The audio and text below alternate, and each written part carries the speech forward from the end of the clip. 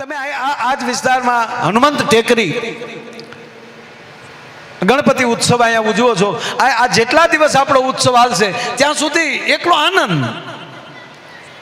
તો જે લોકો જે સારું કાર્ય કરે એને આપણે સપોર્ટ કરીએ. વાત એટલે માતાઓ બહેનોને એટલી હાજરી છે. આ ભગવાનનું તમે ભજન કરો ને સાહેબ, એક સમય એવો આવે કે તમે અહીંયા બેઠા બેઠા તમારા સદગુરુનું નામ લ્યો તો એ તમારી કુટિયા એની કુટિયામાં બેઠા બેઠા એ તમને યાદ કરતા હોય. જ્યારે સામસામું થઈ જાય, માં ભગવતી ભવાનીના પરમ ઉપાસક એક દક્ષિણની કથા છે. બાપુ આપ બેઠા છો ને બીજી મારે શું વાત કરવી, પણ એક વાત કરું, આપે તો સાંભળી જ હોય બધી. એમની એ મા દીકરી હતા, એ દીકરીનું નામ મલ્લિકા હતું. દીકરી નામ આદિવાસી, પોતે મલ્લિકા નામ, પણ મા દીકરી બે પાર્વતીના મા ભવાનીના એટલા ઉપાસક. ઘટના એવી બને છે, ટૂંકી વાત લઉં, કે એ દીકરી જે મલ્લિકા છે એ વનમાંથી પસાર થાય છે અને એનો વાઘ શિકાર કરી નાખે. દીકરી આવતી નથી. માં એને ગોતે છે, મલ્લિકા મલ્લિકા મલ્લિકા, ખૂબ દીકરીને ગોતે છે. માથેલી 3 દિવસ વયા જાય, ભૂખ્યા ને તરસ્યા. માં એની દીકરીને ગોતે છે, પણ માં દીકરીને બહુ પ્રેમ છે. હવે દીકરી વગર રહી શકે એવી માની કોઈ પરિસ્થિતિ નથી. એટલે માએ નિર્ણય કર્યો કે હવે ડુંગરની ટૂંક ઉપરલી પડતું મૂકું. અને ડુંગરની ટૂંક ઉપર ચડે છે, ત્યાં પડતું મૂકવા જાય, પણ મોઢામાંથી નામ નીકળે છે માનું. હે પાર્વતી, હે ભગવતી, હે ઉમા, હે ઉમિયા. ઓ ભાઈ, તમારે ઊંઝા નજીક છે, માં ઉમિયા બેઠી છે. ભોળાનાથને અતિ ગમતું નામ હોય તો ઉમા. આપણે નિયમ હતો ને બાપુ કે પત્નીનું નામ ન લેવાય, એટલે આપણે જેનું નામ હોય એ ન લઈએ અને બીજું આપણને ગમતું હોય એવું નામ લઈએ. તો પાર્વતીજીનું નામ પાર્વતી છે, પણ ભગવાન મહાદેવને નામ લેવું હોય ત્યારે મહાદેવ ઉમા કહેતા હતા. એ ઉમા કહું મેં અનુભવ અપના, એ સતહરિ ભજન જગત સબ સબ. જ્યારે નામ લેવું હોય ત્યારે ઉમા લેતા. આજ આ માં, દીકરીની માં છે, ટૂંક ઉપર ચડી ગઈ. અડધા પડતું મૂકે કહે છે કે હે ઉમા. કૈલાસમાં માં બેઠા હતા. ભગવાન શિવની રજા લેવાનો અવસર નહોતો રહ્યો અને ફડાક કરતા પાર્વતી પોતે મલ્લિકા બન્યા. સાહેબ, જે માં માં માં કરતી હતી એને આજે મલ્લિકા બની, દીકરી બનીને ઈ બાઈને ખુદ ભવાની, ખુદ પાર્વતી એમ કે માં.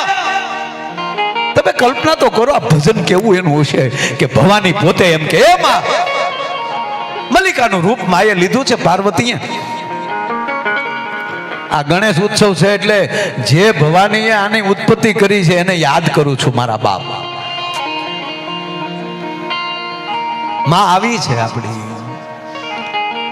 દીકરીને જોઈ અને માએ ગડગડતી ન્યાલી દોડ દીધી. મલ્લિકા ક્યાં હતી બેટા? માં હું જંગલમાં ભૂલી પડી ગઈ હતી. હાલો હાલો ઘરે હાલો. બાપુ માં દીકરીનો એટલો બધો પ્રેમ હતો ને. હવે પાર્વતીજી મૂંઝાણા કે હવે અહીંથી આને આમ મારે જાવું કેમ? અહીંયા ભોળાનાથે જ્યાં ધ્યાન ખોલ્યું તો દેવીનું આસન ખાલી. અને ક્યાં પૂછ્યા વગર ગયા ક્યાં? આમ જ્યાં મહાદેવે ધ્યાનમાં જોયું તા તો ભીલડીના વેહમાં, આદિવાસીના વેહમાં ભવાની મલ્લિકાના રૂપમાં ભોળાનાથ ભીલ બન્યા. વાહ આવ્યો સિંગી બાંધેલી. આ પેલું સિંગી બાંધી ત્યારે ભીલનો વેશ ધારણ કર્યું. શીંગડું સિંગી વાઘાંબર પહેર્યું છે, ધનુષ બાણ લીધા છે, માથે એમ કહેવાય ગજરો માર્યો છે. અડધી રાતે સિંગી નાદ કર્યો, માં ભવાની સાંભળી ગયા કે આવ્યા વાહેડ્યો. સરસ કથા છે, પણ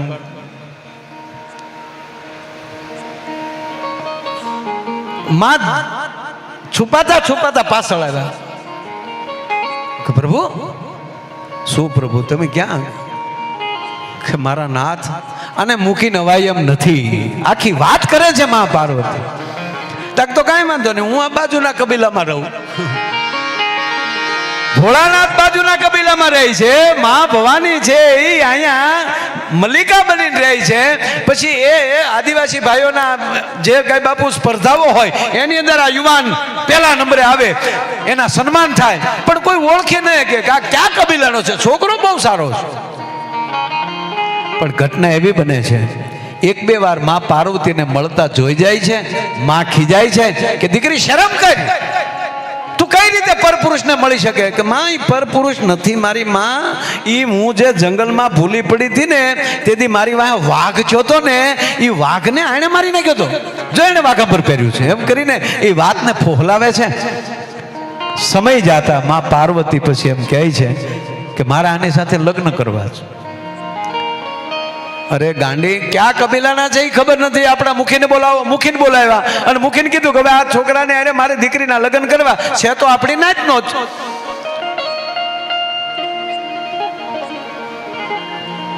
મહાદેવને પૂછે છે મુખી, આપકા કબીલા? કે સબ મેરા કબીલા હૈ.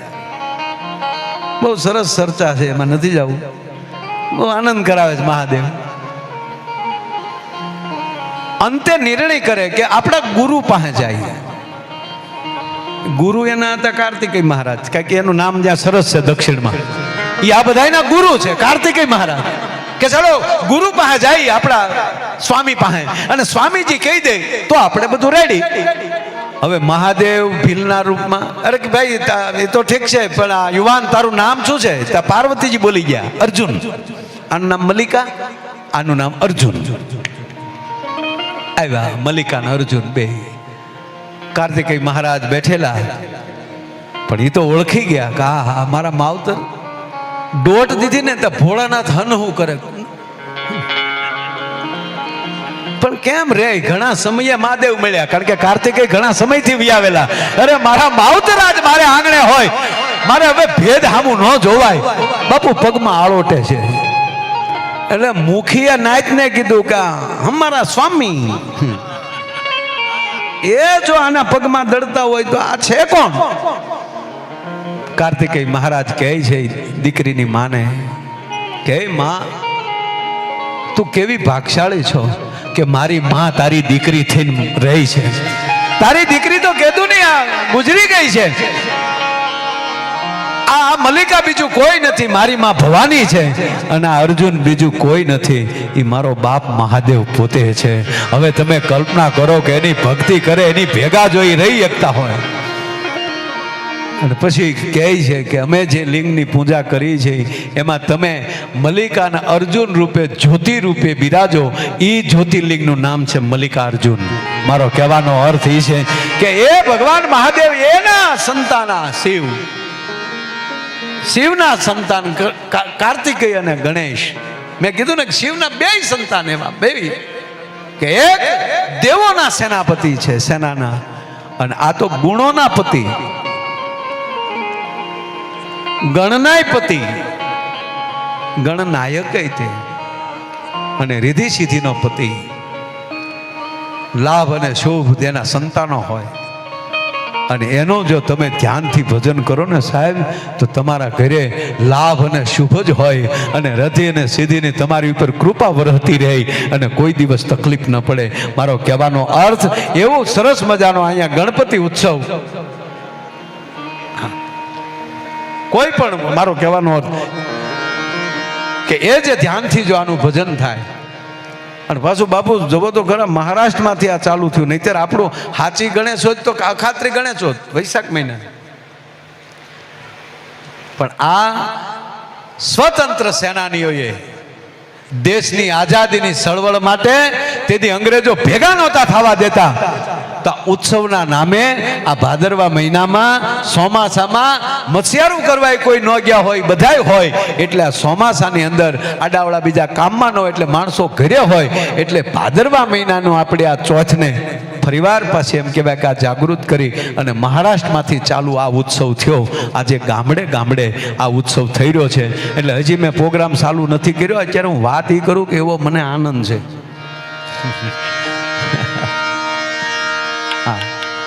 અમુક અમુક તો એટલે એક જગ્યાએ મેં આવું કીધું ને બાપુ 1.5 કલાક પછી, અત્યારે 1.5 કલાક તો થઈ ગઈ છે, પણ 1.5 કલાક પછી કીધું કે હજી મેં ચાલુ નથી કર્યો. તો એક જણો ઊભો થઈને મને કહેતો ચાલુ ક્યારે કરશો? એ તમે સર્કિટ હાઉસ બેઠા ને સાહેબ, ત્યાં બધા કહેતા હતા મને કે કેટલા વાગે ચાલુ થાય? મેં કીધું આપણે 11 વાગે ચાલુ કરો. તો ઓલા આપણા પૂર્વ કેન્દ્રીય ગૃહમંત્રી સાહેબ મને કે 11 વાગે માયા ભાઈ અમારે હોઈ જાય. તમે કે 9 વાગે ચાલુ? હું કહું અમે 9 વાગે પહોંચી જાઉં, એમાં કોઈ સવાલ નહીં. પણ ખરેખર બાપુ આનંદ એવો છે, તખતદાનજીને યાદ કરવા છે. પછી તમને આ બધું વચ્ચે વચ્ચે હાસ્ય બધું આવતું જાય, આનંદ આવશે. પણ આનંદ બહુ છે. અને એમાં બાપુ હાવ 1 મહિનો મૌન, કાંઈ ખબર જ નથી. અને બીજું કાંઈ મારી પાસે પુસ્તક તો કાંઈ હોય નહીં. જરાય સારું નથી લગાડતો પુરોહિત સાહેબ.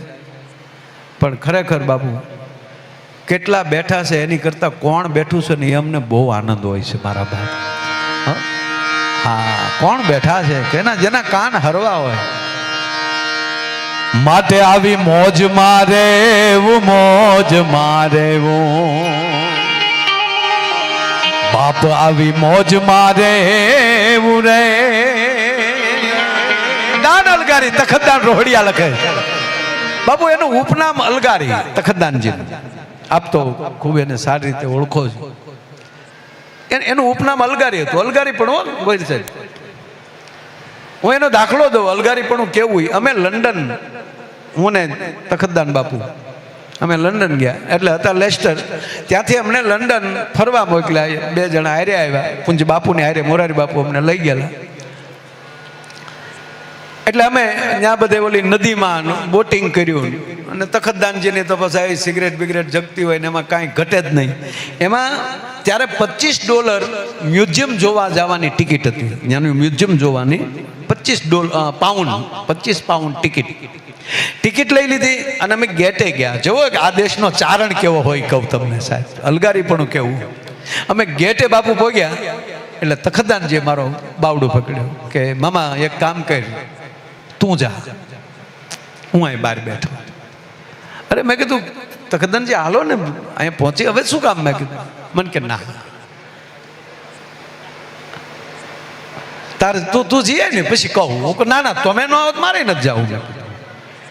મને કે માય ભાઈ આ £25 દઈ અને આ મ્યુઝિયમમાં જવાનું, પણ જોવાનું તો કોહિનૂર ને આ બધું ને. તાકે એ હતું ક્યાંનું? તાકે ભારતનું. કે જે ભારતની સંપદા લૂંટીને આવ્યા હોય અને એ જોવાના $25 એક ચારણ દે, એ મેળ ન આવે. મારી સંપત્તિ મારા દેશની લૂંટાણેલી, આ મારી હારે બનેલી ઘટના સાહેબ. એ તખતદાનજી સાહેબ એમ કે મોજમાં રહેવું, પણ એકલી મોજ નહીં. આ મોજ છે પણ એકલી મોજ નથી, ગણપતિ પૂજા છે, અરે ભજન છે. એ તખતદાનજી કહે કે એકલી મોજ નહીં તો નહીતર. એક જગ્યાએ મેં ચાલુ કર્યું મોજ મારે એવું મોજ. તો એક જણો ઊભો જો કોથળી હાથમાં પોટલી. મને કે મોજમાં છે ચાલુ રાખવા. એલા એ મોજ નહીં, અમુક તો ગજબ છે. એક ફેક્ટરીમાં આગ લાગી. એક ફેક્ટરીમાં એ આગ લાગી ને એટલે લગભગ કોઈ બારું ન નીકળી શક્યું. જેટલા કર્મચારીઓ હતા એ બધા ભડથું થઈ ગયા. પણ કંપનીનો માલિક સારો હતો. એ ડાયરેક્ટ મીડિયામાં આવી ને જાહેરાત કરી નાખી કે ભાઈ મારી કંપનીમાં જે આગ લાગી, જે કાંઈ ફોલ્ટ હશે પણ બધાનું નિમિત્ત હશે, પણ છતાંય જેટલો હક ફેક્ટરીમાં મારો હતો એટલો જ મારા કર્મચારીઓનો હતો. માટે જેટલાએ જીવ ગુમાવ્યા છે એના તમામના જે વીમા છે એ તો મળશે જ, પણ મારી કંપની તરફથી દરેકના ખાતામાં 51 લાખ રૂપિયા નાખશું. આવી જાહેરાત કરી. એટલે બધાના જોતા તો હોય ટીવી આમ, તો અમુક તો બિચારા રોવા મળ્યા કે 51 લાખ હું કરવા માણા વહી ગયું. પણ એક બેન તો હજર થઈ જાય, કોક તો નીકળે ને, હજર થઈ જાય 51 લાખ. તો બેઠી બેઠી કે શેઠ થોડો કહેવાય, આ તો ભગવાન કહેવાય બેન, ભગવાન. 51 લાખ. પાછો સમાચાર આવતા પાછો દીકરાને બોલાવ્યો હજી પાકો કરવા. એ કે બેટા અહીંયા આવ્યો તો આ સમાચારમાં આવે ફેક્ટરીમાં આગ લાગી, જે તાર પપ્પા જતા હતા જે ફેક્ટરીમાં, એ જ ફેક્ટરીમાં આગ લાગી. ઓલો દીકરો કે હા મમ્મી. કુદરત કરે એવું કોઈ ન કરે, એમાં થોડું આપણું હાલે. બટા તું હિંમત રાખજે અને તાર બાપાનો ફોટો લાવ, આગળ ફોટાની જરૂર પડશે. તે બેન વળી ફોટો સાફ કરતા જાય ને મગરના આંસુ પાડતા જાય. એ તમારા આત્માને સદગતિ કરજો, તમારી વાય અમે કથા કીર્તન કરીશું. 51 લાખ. એ જે ફોટો સાફ હરખો ન થયો ને ત્યાં દરવાજે ટકોરા થયા. દરવાજે ટકોરા છે ને બેને એક હાથમાં ફોટો, દરવાજો ખોલ્યો તો ઘૂઘુ ઊભો ઊભો માવો છોડતો હતો. બોલો આવો તો બેનના હાથમાં ફોટો પડી ગયો. તો ઓલો ઊભો કે શું સામું જો છો, તમારી કંપનીમાં આગ નથી લાગી? કે લાગીને એમાં જ કંઈક બધા ગુજરી ગયા, કોઈ નથી બહાર નીકળ્યું. તો ઓલો કે હા કોઈ નથી બચ્યું. કોઈ નથી બચ્યું તો બાઈને વરાળ થયો. એને એમ થયું કે આમ છેલ્લે જાતા જાતા મળવા તો ન થાય ને. મારી પદ્માને કહેજો એવું નથી થયું ને કાંઈ. એ બેનના પદ્મા હતું કે ભૂત થઈને મળવા તો નથી આવ્યો ને. એટલે બેનને કોક એવું કીધેલું ભૂતના પગ અવળા હોય, તો એને પગ સામું જોયું. આ સફર પગાના સીધા હતા. હા કે આના પગ સીધા છે. બીજું હતું ભૂતને પડસાયો ન પડે, આને પડસાયો હું પોતે પડતો હતો.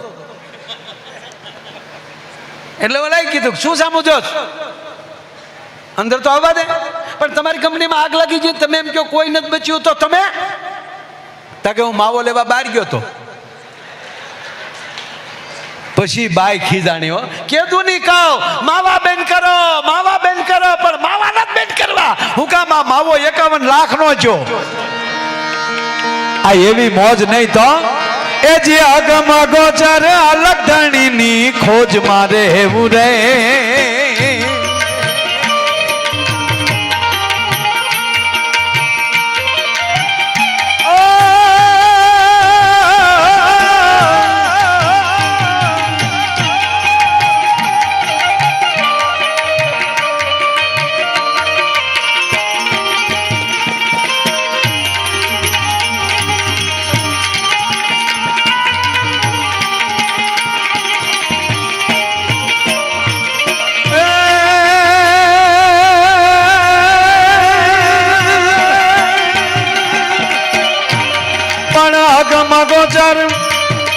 અગમ ગોચર અલગ ધણીની ખોજ મારે એવું રે. વાલીડા મોજ મારે હું, મોજ મારે હું, મોજ મારે એવું રે. મોજ મારે હું, મોજ મારે હું, મોજ મારે એવું રે. बहुत अच्छे.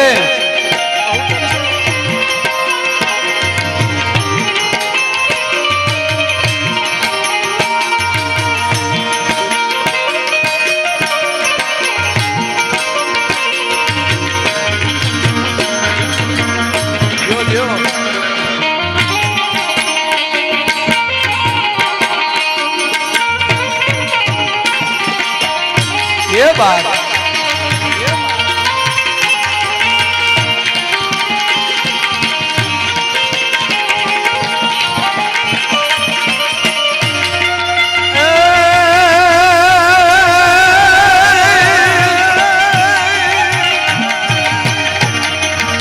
અને આનંદ એવો આવે છે.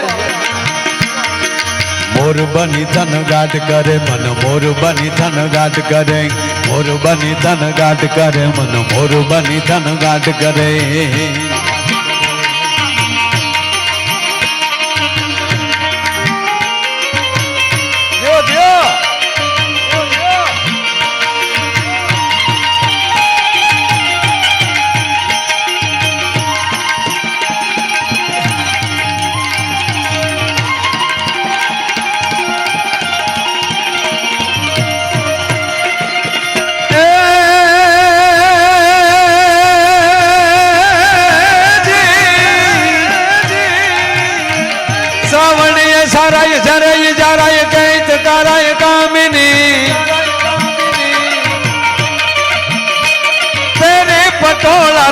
ચોળા ભમે ટોળા ભામિની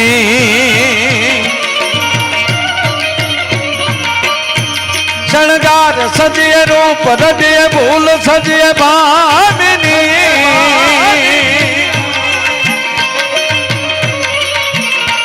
ભરપૂર જોબન માય ભામન કહે રાધા કાનને જી કહે રાધા કાનને જી કહે રાધા કાનને એ મારું મન મોર બની થનગાટ કરે મન મોર બની થનગાટ કરે મોર બની થનગાટ કરે મન મોર બની થનગાટ કરે હા મોર બની થનગાટ કરે મન મોર બની થનગાટ એ મોર બની થનગાટ કરે મન મોર બની થનગાટ કરે મોર બની થનગાટ કરે મોર બની થનગાટ કરે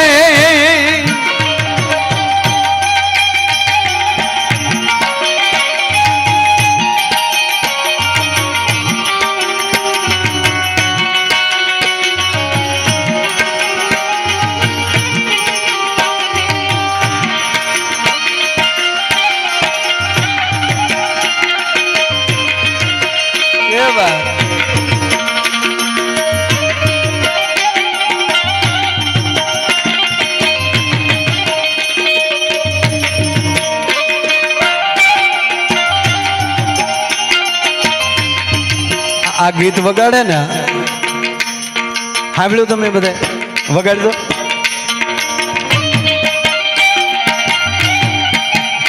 આ લગન ગીત છે હિન્દીમાં છે પણ લગન ગીત છે અને એ પહેલા ફેરાનું છે પહેલો ફેરો ચાલુ કરો ને એટલે આ ગીત ગાવાનું કેતા તો એક કડી ગાવી બહુ સરસ છે તેરે મેરે હોઠો पे મીઠે મીઠે ગીત મિતવા કેવી મોટી વાત છે સાહેબ બોલો તો સારું બોલો એમ જે હોઠવાળી શબ્દ નીકળે મીઠો નીકળે એમ કરીને ફેરો ચાલુ કરવાનો आगे आगे चलो तुम पीछे पीछे गीत मिटवा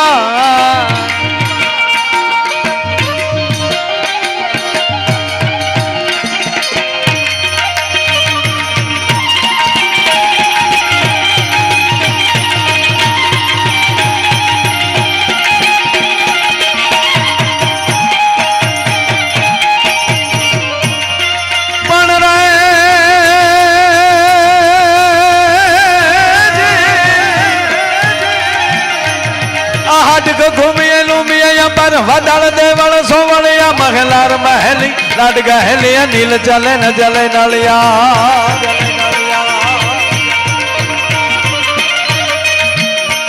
अंदर गाज अकाज करे जर ऊपर अब नया सर भरिया